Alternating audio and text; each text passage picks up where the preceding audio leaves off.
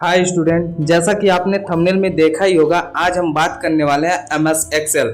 यदि आप MS Excel में एक्सपर्ट बनना चाहते हैं तो हमारे इस वीडियो को शुरू से लेकर अंत तक जरूर देखें तथा वीडियो को लाइक, कमेंट व चैनल को सब्सक्राइब जरूर करें। हम आ चुके हैं अपने कंप्यूटर के मेन स्क्रीन पे। तो सबसे पहले हम आपको यह बताते हैं एमएस एक्सेल को स्टार्ट कैसे किया जाता है। तो एमएस एक्सेल का पूरा नाम माइक्रोसॉफ्ट ऑफिस एक्सेल है। एमएस ऑफिस का एक एप्लीकेशन सॉफ्टवेयर है। ठीक, तो एमएस एक्सेल को ओपन करने के लिए सबसे पहले हम विंडो बटन को प्रेस करते हैं। कीबोर्ड से हम विंडो बटन को प्रेस करते हैं और नॉर्मल यहाँ टाइप करते हैं एक्सेल, EXCEL। एक्सेल लिखेंगे और एक्सेल की जो भी सॉफ्टवेयर आपके पास रहेगा वो सॉफ्टवेयर यहाँ पे मैच करके आपको मिल जाएगा। देखिए हमारे पास एक्सेल 2016 वर्जन का है, तो एक्सेल यहाँ पे आपको दिख गया। ठीक, यहाँ से क्लिक करके हम एमएस एक्सेल को ओपन कर सकते हैं। तो एमएस एक्सेल को जब ओपन करते हैं तो यहाँ से इसकी इंटरफेस इस प्रकार से दिखाई देती है। इस इंटरफेस में आपको कुछ टेक ए टूल मिल जाता है, फार्मूलेज मिल जाते हैं, पाइवट टेबल मिल जाते हैं, क्यूरीज मिल जाती है। ठीक, हमें ब्लैंक वर्कबुक लेना है। ठीक, ब्लैंक वर्कबुक पे क्लिक करके हम एक ब्लैंक वर्कबुक ले सकते हैं। ठीक, उसके बाद दूसरा तरीका होता है कि यदि एक्सेल डेस्कटॉप पे है, यदि डेस्कटॉप पे कोई एक्सेल की आइकन हो तो यहाँ से हम ओपन कर सकते हैं। यदि एक्सेल की आइकन डेस्कटॉप पे नहीं हुआ है तो आप माउस से नॉर्मली डेस्कटॉप पे राइट क्लिक करिए और न्यू ऑप्शन पे क्लिक करिए। यहाँ से आप माइक्रोसॉफ्ट एक्सेल दिया हुआ है, यहाँ से पब्लिशर डॉक्यूमेंट एक दिया हुआ है और यहाँ पे दिया हुआ माइक्रोसॉफ्ट एक्सेल वर्कशीट। ठीक, तो आप माइक्रोसॉफ्ट एक्सेल वर्कशीट पे क्लिक करेंगे और आपको क्रिएट हो जाएगा यहाँ डेस्कटॉप पे एक्सेल की फाइल।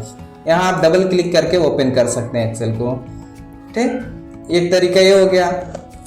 आप नॉर्मली कीबोर्ड से विंडो बटन के साथ R बटन को प्रेस करेंगे और आपको एक रन कमांड दिख जाएगा यहाँ पे। यह देखिए, यह एक रन कमांड है। इस कमांड की सहायता से आप यहाँ पे टाइप कर सकते हैं एक्सेल। आप जनरली टाइप करिए और वहाँ ओके बटन पे क्लिक कर दीजिए, या तो कीबोर्ड से इंटर बटन को प्रेस करेंगे तो भी ओपन हो जाएगा। तो हम यहाँ पे क्लिक करते हैं। ठीक, यहाँ से देखिए एक्सेल हमारा ओपन हो गया। विंडो बटन पे आप क्लिक करिए, आल पे जाइए, आल ऐप से यहाँ पे मिलेगा और यहाँ पे आप जनरली एक्सेल ई वाले सेक्शन में आप आएंगे और यहाँ पे एक्सेल आपको मिल जाएगा। ठीक, एक्सेल यहाँ से भी खोल सकते हैं। कुछ कंप्यूटर्स में, जैसे जिनका कंप्यूटर विंडोज 7 या विंडोज 10 है, उनके कंप्यूटर्स में यहाँ आल एप्स या आल प्रोग्राम देता है। आप उसके कंप्यूटर में वहाँ देखेंगे तो यहाँ पे जैसे माइक्रोसॉफ्ट ऑफिस 2016 टूल्स दिख रहा है, तो वहाँ पे माइक्रोसॉफ्ट ऑफिस 2016 या 2007 या 2010 या 2013 वर्जन दिया होगा। उस पर आप क्लिक करके यहाँ से भी एमएस एक्सेल आप ढूंढ सकते हैं, यहाँ से भी आप खोल सकते हैं। तो अलग अलग कंप्यूटर में थोड़ा सा अलग टाइम में देता है। जैसे ये मेरा विंडो 11 सिस्टम है। ठीक, तो विंडो 11 में इस प्रकार से देता है। बाकी अगर विंडो 7 रहेगा तो आपको माइक्रोसॉफ्ट ऑफिस नाम का एक फोल्डर है, वहाँ से आपको मिल जाएगा, वहाँ से ओपन कर सकते हैं। ठीक, तो चलिए सबसे पहले एमएस एक्सेल को ओपन करके हम इसकी इंटरफेस के बारे में आपको बता देते हैं। ये जो सबसे ऊपर की पट्टी दिखाई दे रही है, जिसमें ग्रीन कलर की पट्टी ये पूरी दिखाई दे रही है, इसको हम टाइटल बार कहते हैं, जिसमें हमारे जो फाइल सेव रहती है उस फाइल का नाम शो होता है। जैसे यहाँ पे बुक 1 नाम दिया है क्योंकि हमारी फाइल अभी सेव नहीं है। यदि हम इस फाइल को सेव करते हैं तो यहाँ पे हमारा नाम शो हो जाएगा। तो हम यहाँ फाइल पे आते हैं और यहाँ सेव ऑप्शन दिया हुआ है, इस सेव ऑप्शन पर क्लिक करके यहाँ से हम लोकेशन चूज करते हैं। तो हम ब्राउज पे आ सकते हैं, या तो दिस पीसी का मतलब हमारे इसी कंप्यूटर के अंदर सेव करने के लिए दे रहा है। तो इस पर हम डबल क्लिक करेंगे और यहाँ से लोकेशन खोज लेंगे। लोकेशन मान लीजिए हमने लोकल डिस्क डी EFG जो भी दिया हुआ है, जहाँ भी आप रखना चाहते हैं वहाँ पे आप क्लिक करेंगे और यहाँ पे एक नाम दे सकते हैं। नाम के लिए आप क्या देंगे, सपोज दैट हम नाम दे देते हैं एक्सेल डेमो नाम से हम सेव करते हैं। एक्सेल डेमो के नाम से हम सेव करते हैं। इस पर क्लिक करेंगे। जैसे ही सेव किए हमारी फाइल का नाम देखिए यहाँ टाइटल बार में शो हो गया। ठीक, ये हमारी टाइटल बार होती है। और हमेशा एक चीज़ ध्यान दीजिएगा, टाइटल बार में ही मिनिमाइज, मैक्सिमाइज, क्लोज की तीनों बटन दी हुई होती हैं। और यहाँ पे जो बटन दिया हुआ है ये रिबन के लिए दिया हुआ है, तो आप यहाँ से मिनिमाइज कर सकते हैं। मिनिमाइज का काम क्या होता है कि हमारी जो सॉफ्टवेयर होती है टास्क बार में आके रुक जाती है, ये क्लोज नहीं होती है। ठीक, दूसरी चीज यहाँ दिया हुआ है मैक्सिमाइज का काम क्या होता है कि जैसे हमारा ये सॉफ्टवेयर अभी छोटे स्क्रीन में है। ठीक, अगर हम इसको और छोटे में कर देते हैं, देखिए यहाँ पे एक्सेल हमारा छोटे स्क्रीन में हो गया। इस पे मैक्सिमाइज पे जैसे क्लिक करेंगे ये हमारी सॉफ्टवेयर फुल स्क्रीन में हो जाएगी। इस पे क्लिक करते ही ये फुल स्क्रीन में हो गई। ठीक, और ये लास्ट जो दिया हुआ है एक क्लोज बटन हुआ है। क्लोज बटन का काम क्या होता है कि हम अपने सॉफ्टवेयर को पूर्ण रूप से क्लोज कर सकते हैं। ठीक, देखिए हमारी सॉफ्टवेयर पूर्ण रूप से क्लोज हो गई। ठीक, उसके नीचे जस्ट ये दिख रहा है जिसमें हमें कई सारे ऑप्शन दिख रहे हैं, जैसे फाइल है, होम है, इंसर्ट है, पेज लेआउट है, फार्मूला, डाटा, रिव्यू व्यू दिया हुआ है। ये हमारा मेनू बार या टैब बार होता है। कुछ जगहों पे टैब इसको कहा जाता है, कुछ लोग टैब के नाम से बोलते हैं और कुछ लोग मेनू भी बोलते हैं। बट किसी एग्जाम में अगर आप कंपटीशन एग्जाम दे रहे हैं तो यहाँ पे टैब भी दे सकता है कि होम टैब के बारे में, या तो होम मेनू भी बोल सकता है। ठीक, तो इसमें आप कंफ्यूज नहीं होंगे, होम और मेनू और टैब दोनों एक ही बात होती है। ठीक, उसके जस्ट नीचे हमें ये जो दिखाई दे रहा है व्हाइट कलर में, इसको हम रिबन बोलते हैं। रिबन का काम क्या होता है कि जैसे होम मेनू खुला हुआ है तो इस मेनू के अंदर जितने भी ऑप्शन दिख रहे हैं यह एक रिबन के रूप में दिखाई दे रहे हैं। जैसे प्रत्येक रिबन में एक ग्रुप होता है, जैसे क्लिपबोर्ड ग्रुप। क्लिपबोर्ड ग्रुप के अंतर्गत देखिए कट है, कॉपी है, पेस्ट है और ये फॉर्मेट पेंटर नाम है इसका। ठीक, ये हो गया। फिर फॉन्ट ग्रुप दिया हुआ है, ऐसे अलाइनमेंट ग्रुप दिया हुआ है, नंबर ग्रुप है, स्टाइल है, सेल है, एडिटिंग है। इस प्रकार से कुछ ग्रुप हमें मिल गए।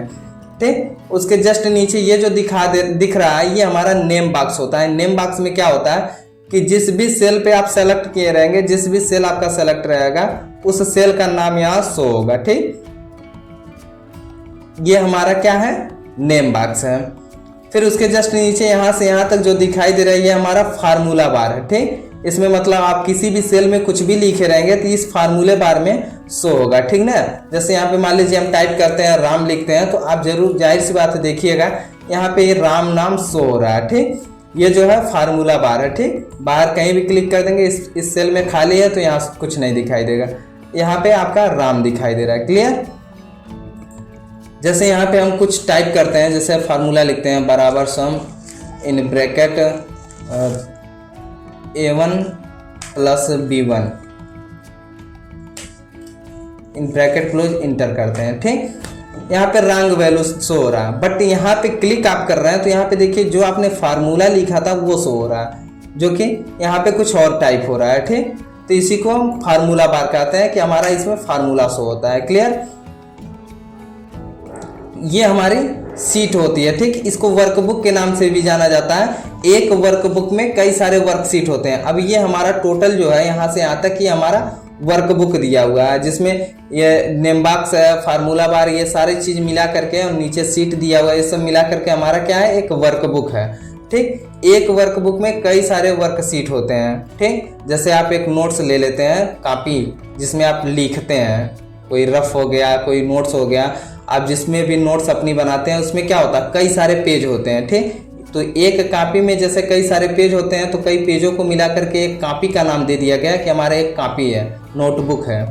ठीक, उसी प्रकार से ये हमारा जो है एक वर्कबुक है। वर्कबुक मतलब कार्य करने वाला। ठीक, तो एक वर्कबुक में कई वर्कशीट होते हैं। जैसे प्रेजेंट में एक सीट हमको मिला है कि ये हम इस सीट पे वर्क कर सकते हैं, बट हमें किसी अदर सीट की आवश्यकता पड़ती है तो इस प्लस वाले आइकन पे हम क्लिक करेंगे तो हमें एक सीट और मिल जाएगा। हम किसी और इस सीट पे और कोई काम कर सकते हैं। फिर हमें आवश्यकता है कोई अदर सीट लेने के लिए, फिर इस प्लस वाले आइकन पे क्लिक करके हम कोई और सीट ले सकते हैं। ठीक, अब ये नीचे जो हमारा दे रहा है ये स्टेटस बार होता है। ठीक, ये जो जिसमें 100% वगैरह लिखा है, हमारा क्या है, स्टेटस बार है। इसमें हम जो भी वर्क करते हैं स्टेटस बार के रूप में, जैसे जूम वगैरह, जूम इन जूम आउट करने के लिए हमको मिल जाता है, तो हमारा स्टेटस बार होता है। ठीक, तो इंट्रोडक्शन तो लगभग आप सभी का समझ गए होंगे। इसमें हम एक चार्ट कोई भी बना देते हैं नॉर्मल, वैसे हम बना करके रखे हुए हैं। आपको चार्ट को ओपन करके दिखा देते हैं।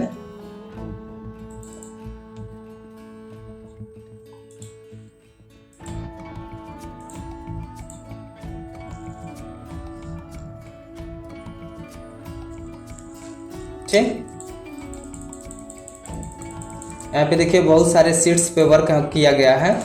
आप यहाँ देख लीजिए एक सीट है, इसमें कुछ टेबल बनाया गया है। जैसे नेम, हम एक सेक्शन में नेम लिख दिए, फिर एक उदाहरण के लिए B number, C number, D number या एक उदाहरण हम लिखे हैं, और यहाँ लास्ट में टोटल लिखे हैं। ठीक, इनमें हम फार्मूला लगा करके वर्क करने के लिए आपको बताएंगे। ठीक, तो ये हमारा एक टेबल बना हुआ है। ठीक, इस टेबल में जैसे बी नंबर में हमने 50 लिखा, सी नंबर में हमने 44 लिखा, फिर डी नंबर में भी 44 लिखा। ठीक, तो ये क्या है, ये हमारी एक सीट है, पर हर सीट में, हर एक सेल में एक एड्रेस होती है। ठीक, सबसे पहले आप जान लीजिए कि कुछ इसमें ए से लेकर के जेड तक दिए हुए हैं, ठीक। ए से जेड ही नहीं है, उसके आगे भी है,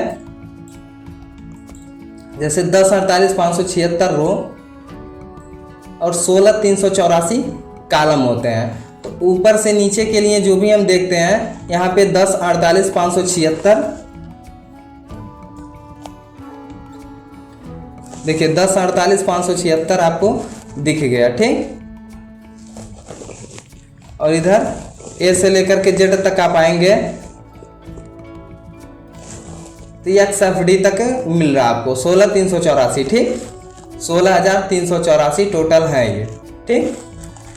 प्रत्येक सेल का एक एड्रेस होता है, प्रत्येक सेल का एक एड्रेस होता है। इसकी पहचान कैसे करेंगे? जैसे इस सेल का एड्रेस A1 है।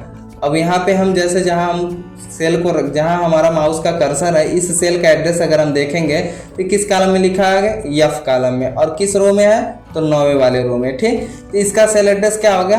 F9 हो गया, ठीक। यहाँ हम जैसे क्लिक करेंगे, आप नेम बॉक्स को ध्यान से देखेंगे, नेम बॉक्स में F9 शो हो जाएगा, ठीक। तो इसी प्रकार से सेल का एड्रेस पहचान किया जाता है। जैसे इस सेल का एड्रेस A1 है, इस सेल का एड्रेस B1 है, यहाँ पे सेल का एड्रेस B2 हो गया, यहाँ A3 हो गया, यहाँ पे D5 हो गया। D5 कैसे हो रहा है? किस कॉलम में है? D किस रो में है? 5वें रो में है, ठीक। अब यहाँ पे अगर हमको देखना है इस सेल का एड्रेस क्या है, तो किस सेल में लिखा गया है? C किस कॉलम में है? C और कौन से रो में है? 4थे रो में, ठीक। इस प्रकार से कुछ नंबर्स को हम लिख लेते हैं ताकि आप कंफ्यूज ना होइए।